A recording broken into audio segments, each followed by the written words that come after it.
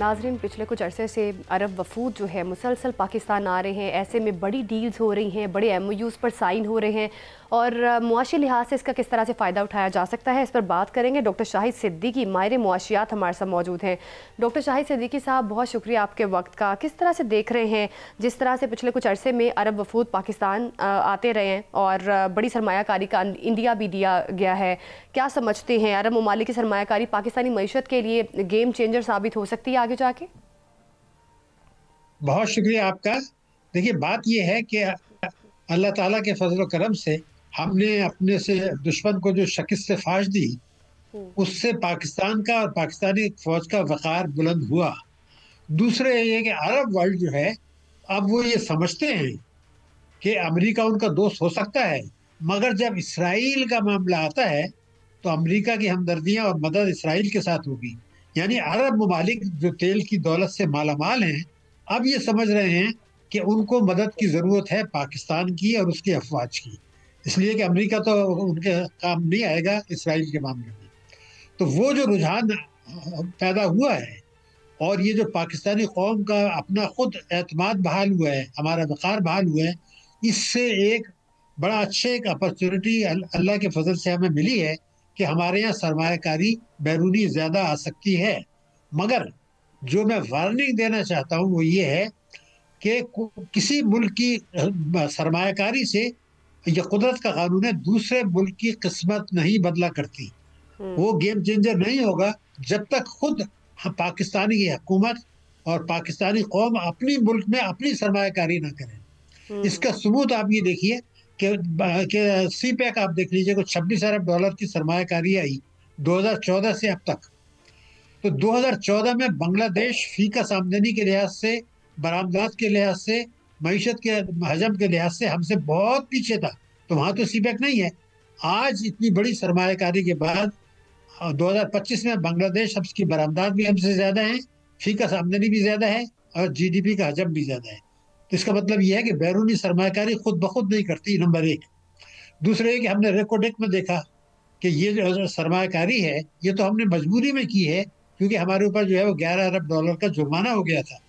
तो इसका मतलब ये है कि सिर्फ सरमायाकारी नहीं, परेशान कुन सरमायाकारी से कोई फ़ायदा नहीं है। सरमायाकारी वो होती है जिसमें हमारी बरामदात बढ़े, इम्पोर्ट्स कम हो या हमारा इंफ्रास्ट्रक्चर बेहतर हो, एनर्जी की सप्लाई ज़्यादा हो जाए और वो मुनासिब कीमत पर हो। तो वो शराइत अगर पूरी नहीं होती तो अगर अरब वर्ल्ड फर्स्ट कीजिए $10 अरब का हमें सऊदी अरब इन्वेस्ट कर देता है रेकोडेक में, उससे हमें फ़ायदा नहीं होगा। ये 3 कंडीशंस मैंने बताई हैं, होनी चाहिए, और पाकिस्तान की मैचिंग सरमायाकारी होनी चाहिए। कुदरत का कानून है जो बदला नहीं करता कि एक मुल्क की सरमायाकारी से दूसरे की किस्मत नहीं बदलती। जनाब अली। अच्छा डॉक्टर साहब, गुजारिश ये है कि आपकी यही बात सबसे अच्छी है कि आप हमेशा जो है हकाइक बयान करते हैं और फिर आगे रास्ता भी दिखाते हैं कि इस मामले में प्रॉब्लम्स को इस तरह से हल किया जा सकता है। वापस आते हैं इस हवाले से कि पाकिस्तान को अल्लाह की रहमत से, जिस तरह आपने जिक्र किया कि पाकिस्तान का वकार भी बुलंद हुआ, फतह मुबीन भी हासिल हुई और फिर ये सारी चीजें आपके सामने। अब शुनीद ये है कि हिज हाइनेस मोहम्मद बिन सलमान जो है सऊदी के वली अहद, वो पाकिस्तान का दौरा उनका मुतवक्को है, और ये जितने प्रिंस आ रहे हैं यहाँ पे, शहजादे, वो शायद, और ये उनके वुज़रा, वो शायद उसी दौरे की तैयारियों के सिलसिले में आ रहे हैं।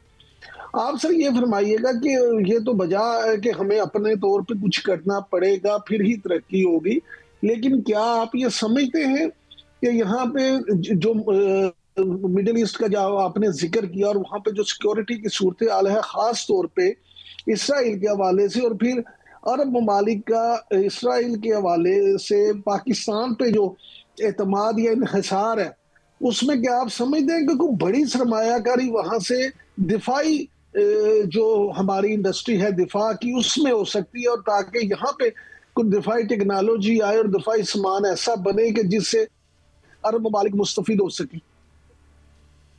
जनाब, आपने बड़े अहम नुकात उठाए हैं और बड़ी एनालिसिस दी है जो कि दुरुस्त सिमत में है। मगर मसला ये है कि पहले, जैसे मैं आपको बताऊं कि हमने अपनी पॉलिसियां उसके मुताबिक तब्दील की हैं। अगर जैसे आपने खुद कहा दुनिया तब्दील हुई है, बड़ी तब्दीली आई है, یہ بنیان المرصوص جو قرآن شریف کی آیت ہے سورہ صف میں، وہاں پر یہ ذکر ہے، لیکن آگے چل کے قرآن نے اسی آیت میں آگے چل کے آیت نمبر 11 میں ایک شرط عائد کر دی ہے کہ آپ نے یہ کہ جی اللہ کے فضل سے سیسا پلائی ہوئی دیوار بنے، آپ کو فتح مل گئی، لیکن اگر آیت نمبر 11 سورہ صف، اگر آپ نے مالی قربانی نہیں دی تو پھر فتح مبین نہیں ہوگی، نصر من اللہ و فتح قریب نہیں ہوگا۔ تو اب مالی جانی تو دے دی ہم نے، افواج نے بھی دی، قوم دہشت گردی کی جنگ میں دے رہی، پولیس دے رہی ہے، لیکن مالی قربانی ہم ہمیشہ ہمارے سرمایہ کار جو ہے وہ کہتے ہیں جی مجھے برات دے دیں۔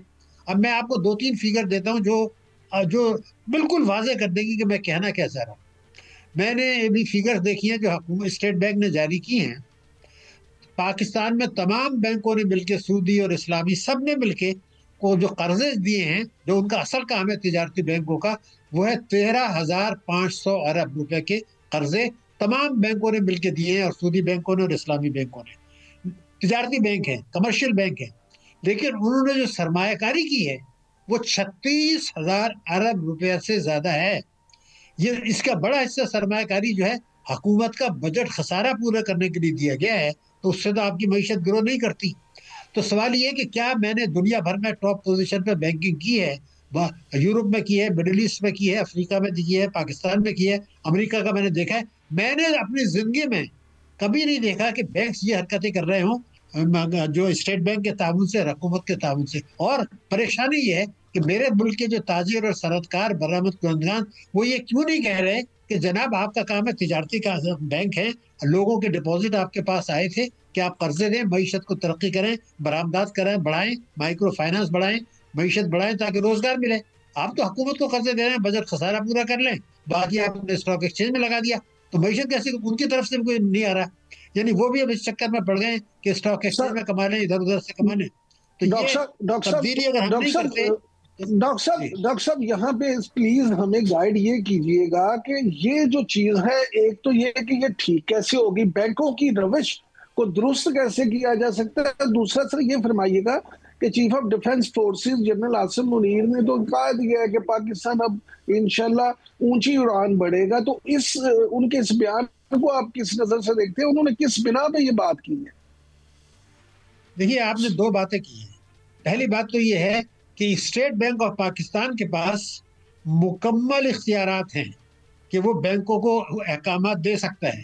مطلب پاکستان میں پہلے بینکنگ ہوا کرتی تھی، جب کہ نجکاری نہیں ہوئی تھی، تو اس وقت یہ ہوتا تھا کہ state bank of Pakistan Hare quarter میں بینکوں کو یہ کہتا تھا کہ آپ نے اتنے قرضے دینے ہیں، اگر آپ وہ قرضے نہیں دیں گے، اس کو ہم کریڈٹ سیلنگ کہتے ہیں، تو ہم آپ پہ جرمانہ کر دیں گے۔ اب حکومت اور اسٹیٹ بینک بینکوں کو پیسہ دے رہے ہیں کہ آپ بجٹ خساروں کے لیے سرمایہ کاری کر لیں۔ اس کا مطلب یہ کہ یہ جو گٹھ جوڑ ہوا ہے، بینکس کون ہیں؟ 80% ڈپازٹ ان بینکوں کے ہیں جن کی ملکیت جو ہے، اونرشپ جو ہے وہ پاکستانی نہیں ہے۔ آپ کا حبیب بینک ہو گیا، یونائٹڈ بینک ہو گیا، اس کے اونرس پاکستانی نہیں ہے، یہ تو پاکستانی بینکس تھے لیکن اب نہیں ہے۔ تو میرا کہنا یہ تھا اگر حکومت اور اسٹیٹ بینک چاہے تو وہ احکامات جاری کر سکتے ہیں اور کرنے چاہیے، یہ ذمہ داری ہے ان کی کہ وہ کریں۔ تو یہ تو پہلی چیز ہو گئی کہ وہ کریں۔ دوسرا آپ نے فرمایا کہ دیکھیے ہمارے آرمی چیف نے جب ماشاءاللہ چیف بن گئے، ان کی سرکردگی میں ہم نے فتح حاصل کی۔ وہ اڑان کا جب بات استعمال کر رہے ہیں تو ایک اڑان پاکستان پروگرام بنا تھا، آپ کے علم میں ہے، اس میں یہ کہا گیا تھا کہ 2028 تک معیشت کی شرح نمو 6% رہے گی۔ پھر اس کے ساتھ مختلف وہ دورے بھی کر رہے ہیں، مختلف ملکوں نے ان سے وعدے کیے تھے کہ ہم پاکستان میں سرمایہ کاری کریں گے، اور اس کے بعد میں آپ کو یقین نہیں آئے گا، گورنر اسٹیٹ بینک نے کہا کہ ہنگامی بنیادوں پر ہمیں نیا معاشی ماڈل بنانا پڑے گا، کیونکہ 4% کی ترقی سے ہم 25 کروڑ لوگوں کا بوجھ نہیں اٹھا سکتے۔ بالکل صحیح کہا۔ اسی دن وزیر خزانہ نے اعلان کر دیا، ڈنکے کی چوٹ پہ اعلان کر دیا، آپ کے ٹی وی پہ بھی آیا ہوگا، کہ ہم 2029 تک، 2026، 2027، 2028 اور 2029 اس میں ہماری شرح نمو 4% رہے گی۔ ارے بھائی 4% رہے گی تو گورنر بھی کہہ رہے ہیں کہ 4% میں نہیں ہوگا۔ اور اڑان پاکستان میں بھی 6% تھا۔ واقعی میں گورنمنٹ کو لینے چاہیے۔ IMF کی رپورٹ نو ڈاؤٹ بڑی مایوس کن رہی، لیکن جس طرح سے عرب ممالک کا انٹرسٹ یا جھکاؤ پاکستان کی طرف ہو رہا ہے، شاید اس سے پہلے ہم نے اس طرح سے اتنی تیزی سے نہیں دیکھی چیزیں ہوتی ہوئی، تو آپ نہیں سمجھتے کہ اس سے ظاہر ہے اس سے سرمایہ کاری کے مواقع پیدا ہوں گے اور ہماری معاشی صورتحال جو ہے وہ بہتر ہوگی؟ جی یہ بڑی امید کی کرن ہے، لیکن ایک بات میں آپ کو بتا دوں، 3 چیزیں ہوتی ہیں ترقی کے لیے بیرونی سرمایہ کاری کے علاوہ۔ ایک ہوتے ہیں ملکی سرمایہ کاری، میں نے جس کا ذکر کیا۔ ایک ہوتا ہے آپ کی ملکی بچتیں۔ آپ کو یاد ہوگا جب قائد اعظم نے افتتاح کیا تھا اسٹیٹ بینک کا، انہوں نے ایک ہی بات کہی تھی، مسلمانوں کو چاہیے بچتیں کریں بچتیں کریں بچتیں کریں اور قرضوں پہ انحصار کم کریں۔ ہم دونوں الٹا کر رہے ہیں، قرضے لے رہے ہیں اور بچتیں ہماری جو کسی زمانے میں 20% ہوا کرتی تھی اب وہ 13-14% پر آ گئی۔ ملکی سرمایہ کاری جو ہے ون آف دی لوئسٹ پر آ گئی۔ اس کا مطلب یہ کہ دنیا میں جو بڑی تبدیلی آئی ہے اور اللہ تعالیٰ کے فضل سے عرب ورلڈ ہماری طرف راغب ہوئی ہے، تو اگر ہم نے یہ ذمہ داری پوری نہیں کی کہ ملکی بچتیں بڑھائیں، ٹیکسوں کی وصولی بڑھائیں، عوام پر بوجھ ڈالے بغیر، بجلی گیس پیٹرول کے نرخ بڑھائے بغیر، ٹھیک ہے، اور بالکل سرمایہ کے بچت فرار کرنی کو چاہیے روکیں۔ اور